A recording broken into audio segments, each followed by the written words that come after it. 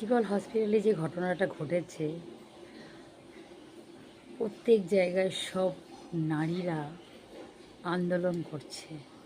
আমিও একটা নারী, তাই আমিও কিছু কথা বলার জন্য আজকে তোমাদের কাছে আসলাম।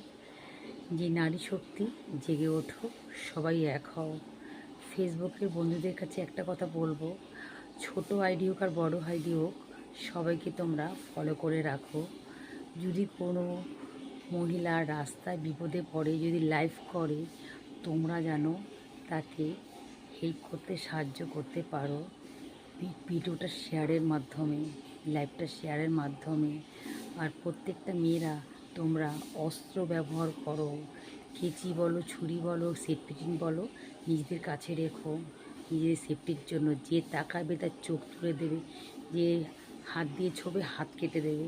ঠিক আছে, এইটুকুই বলার ছিল। টাটা।